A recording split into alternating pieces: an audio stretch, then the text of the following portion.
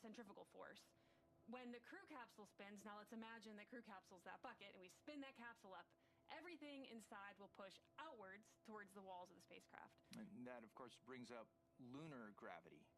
Yeah, exactly. So lunar gravity is 1/6 that of Earth's gravity. It's a lot less. Now, the capsule's spin speed has to be exact to get this just right. The faster it spins, the stronger the force. So the amount of spin is matched to the weaker pull of the gravity on the moon. Now, this isn't real gravity, but it feels like gravity because of the force of the spin. Today, we're going to be spinning at 11 rotations per minute. We normally do spin the capsule a little, but compared to our normal spin rate, about a half a rotation, this is going to be much more, 22 times more intense to be specific. Awesome. So that's way faster, and we're able to do this testing right at the Kármán line. And that's just 100 kilometers from Earth. That's where New Shepard flies, and that's just way more reachable for us and suited to these scaled-down experiments compared with, say, going all the way to the moon, which would take several days of spaceflight. I know, right? It's so important here that the range of experiments that we're able to run, it's incredible. Imagine what it takes to go back to the moon now to stay, right? Now, what kinds of technologies? I'm going to cut in right there. Yeah, I hear that the go poll is happening now, so let's listen in. Push to talk. PM recovery.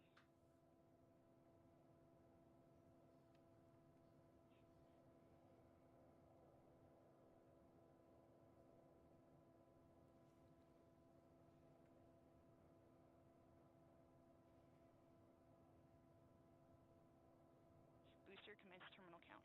We'll go.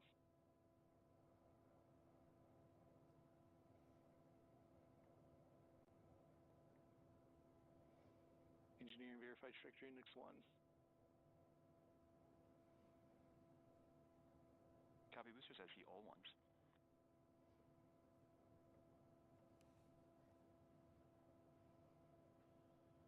Enabling onboard power.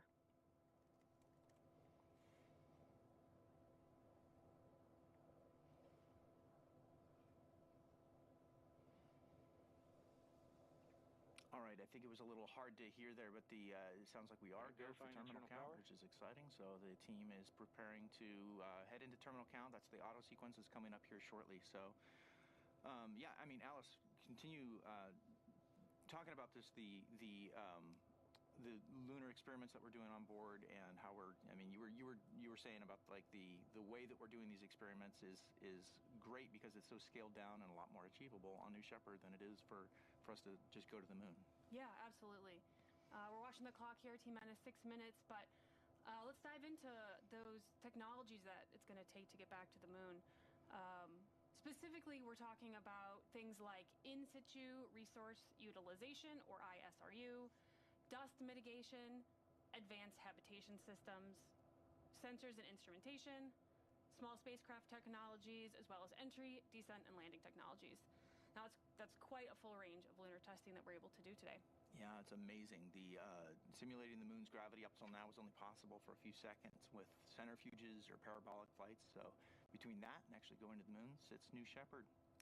It's kind of filling that sweet spot in the middle, and showing that these technologies can be tested at a lower cost with immediate results and over minutes of data collected, not just a few seconds.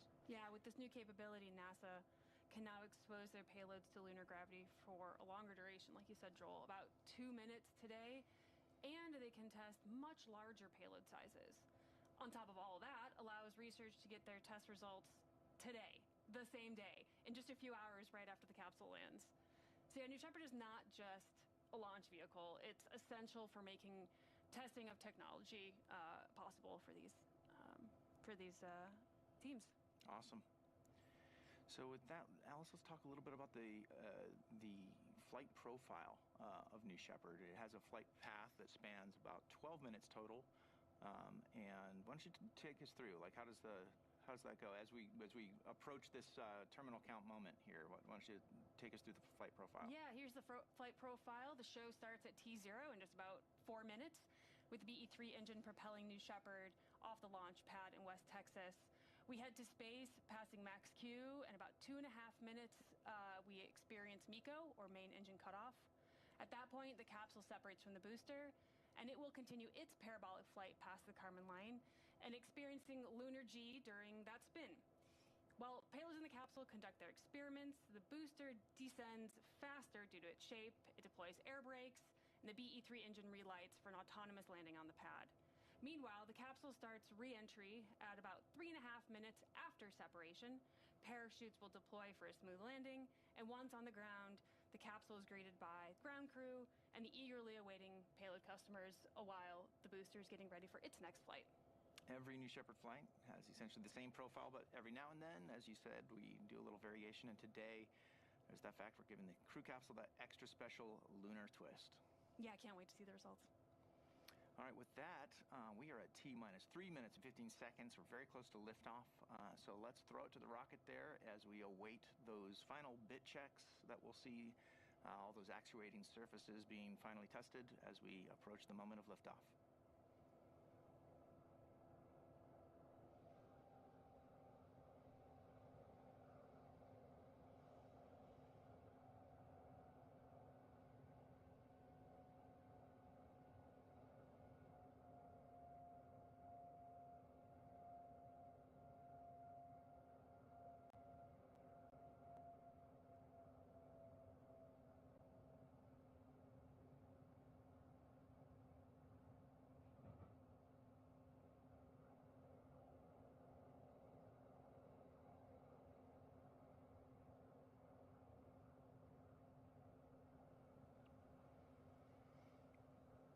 All right, welcome back. This is the NS-29 mission for New Shepard, the 29th for the program and the 14th payload flight for New Shepard.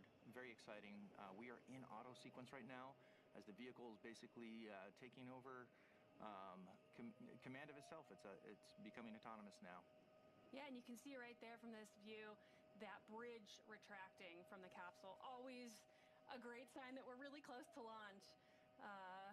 Let's stand by and watch these beautiful views from West Texas.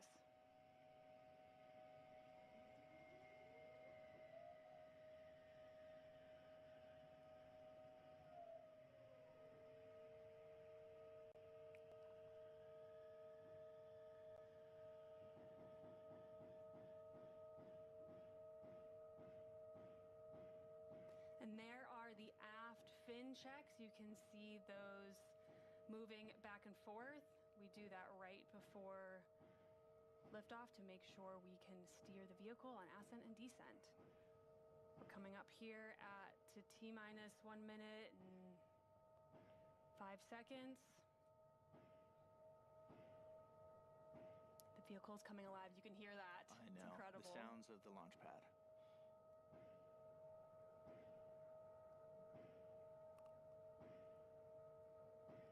With a keen eye, you might be able to see that engine nozzle gimbaling down there at the bottom. Yep, I see it. Hard to tell from this far, but beautiful views. All right, we're also keeping an eye on the pressures and temperatures in those propellant tanks. Both need to stay in that green zone, that go zone. All right, we're at T-minus 30 seconds and counting. All right, Alice, well, here we go. It's time to hand it off to mission control now and launch this rocket. T-minus 16, guidance internal. And MT, we're going to go on this morning. We're isolated. T-minus 10, 9, 8, 7, 6, 5, 4. Commanded to start. 2, 1.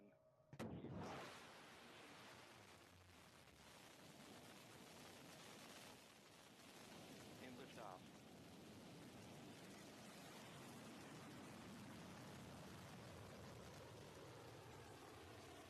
New Shepard has cleared the tower and heading to space. And you'll note the altitude and speed graphics that are appearing on the lower side of your screen there. They are tracking both vehicles together, specifically the crew capsule. Once we hit that moment of separation, it'll continue to track the crew capsule's speed. Now, the atmosphere, of course, is getting thinner and thinner as we approach space. 10,000 feet. BE-3 at the moment is approaching 100% power level. And next up, you're going to see max Q. This is the moment where the aerodynamic stress of the vehicle is on its maximum. As we do that, 20,000 the feet. BE-3 engine's going to throttle back just a little bit as we pierce through the atmosphere.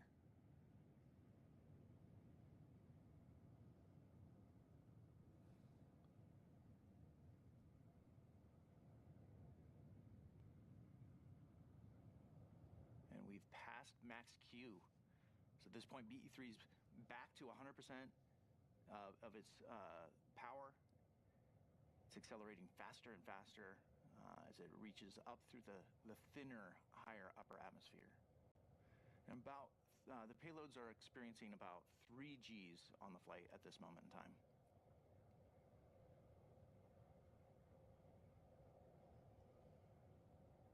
About a minute, 45 seconds of boost so far. Now, the velocity meter, as you can see, is not correct. We're going much faster than 25 miles per hour, so ignore that. Trust your eyes as you watch that vehicle fly.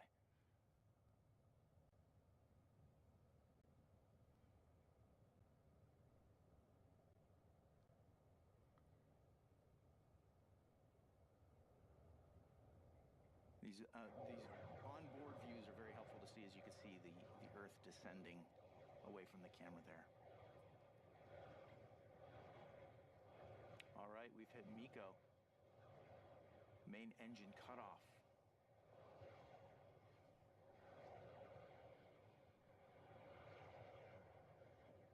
Shortly here, we'll see separation. All right, the 0G indicator there means that we have reached separation of the two vehicles, and now the crew capsule and the booster are now coasting to their apogees simultaneously, and you can see that clean separation now between those two vehicles. Very, very pretty. That's a good, clean view.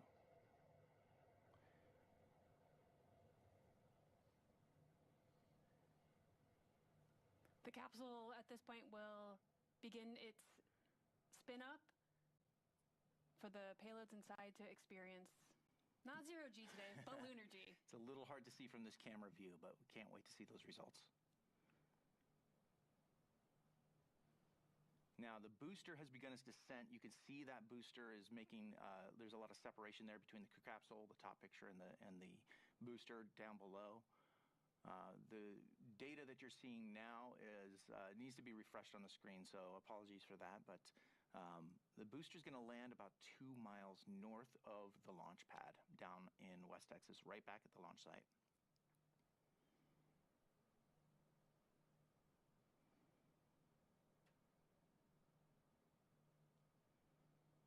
And I'm hearing that the crew capsule is at full lunar G roll, so it has reached full lunar G. Those payloads experiencing that, conducting their experiments, doing all the science that they've waited months and years for in some cases. That's right. Yes, we've been looking forward to this flight for a very long time.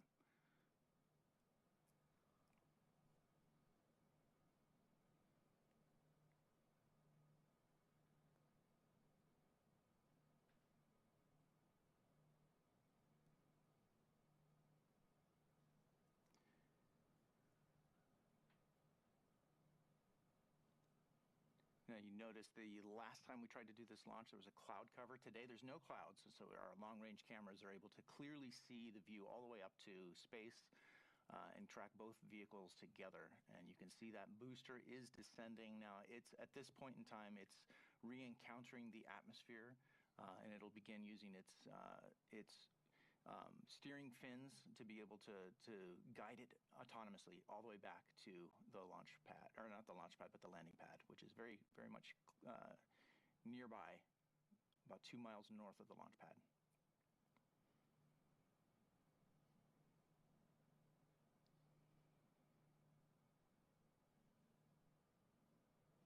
At this point, the capsule has also reached its apogee, and it is still spinning, but it will begin to slow down as and stop spinning as we re-enter the atmosphere here shortly.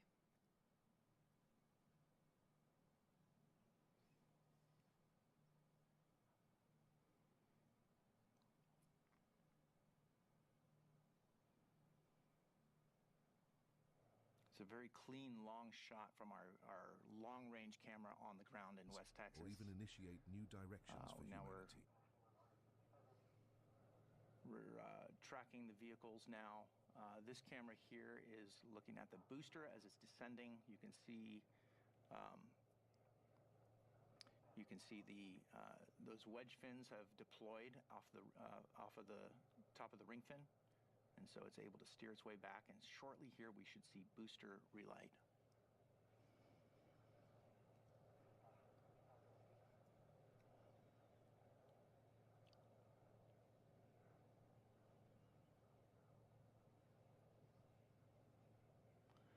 All right, here's a nice side-by-side to see the crew capsule on the left side and the booster on the right side of your screen as they're both descending. The booster is winning that race to the ground. It's nearing the ground right now. Those air brakes have deployed, which is really cutting the booster's velocity down. Again, ignore the stats that you see on the screen. Those are not accurate today. All right, there's engine relight.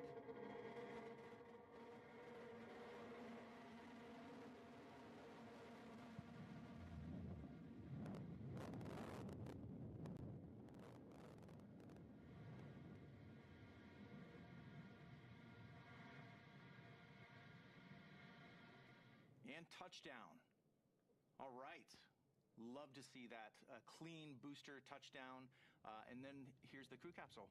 Yep, Still we got descending. eyes on the capsule.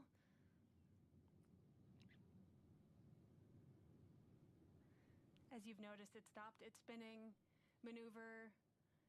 The payload's inside. We are re-entering the atmosphere. We've experienced up to 5 Gs on descent.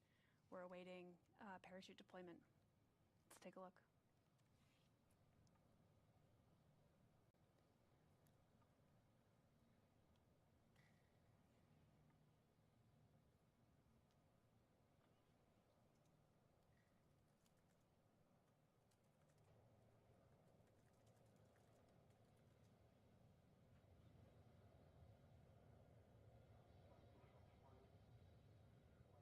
There's the drogue deployment.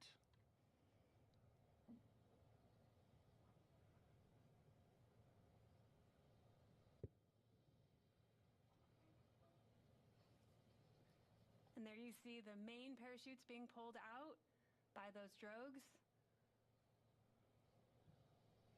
Beautiful. Beautiful. We love to see it. Now, if you've got a keen eye, you might note the parachutes have a slightly new design. And you can see one of those is lagging on its inflation, but that's all right. We've designed the system to have backups to the backups. This system can safely land with fewer than 3 parachutes. So we're going to continue following this as it approaches the West Texas desert, and it looks to me like the stats that you're seeing on the screen are accurate there for the capsule descent. That's the correct expected descent speed for the capsule after the parachutes have deployed. Right about 16 miles an hour. You can see this is a shot from one of our drones. You're seeing the little bit of a helicopter, the blade of the drone there. Yeah, now as we descend under parachutes, now they are essential for providing a gentle touchdown of our capsule, but like Joel said, we've got many backup systems. One of the nominal systems we use for touchdown is our retro thrust system. That might kick up a little bit of dust here. Let's take a look. And that third chute looks like it has now inflated, which is great. And touchdown. All right. Beautiful touchdown of the capsule today on our 29th mission here. Incredible to see. Now our capsule recovery team is currently driving out in a convoy. They're going to meet the capsule. They're going to safe the vehicle and open the hatch and extract some of the payloads today. Well, that was a great day watching this new vehicle fly to space and back. Not new vehicle, but this new combination of our payloads capsule along with our newest booster. And let's not forget, we want to see, millions of people living and working in space in the future. And so New Shepard is also, even though we were watching a great payload flight happen today in front of our eyes, New Shepard's also designed to take astronauts to space. And so if you would like to purchase a seat on a future ride to space, just visit blueorigin.com and click the Fly to Space button. Your own journey to visit the Kármán line may be closer than you think. Yeah, and if you'd like to join our team and help us build a road to space, we've got hundreds of positions open across all of our manufacturing. Energy spin. What you saw today, we have some great gear available.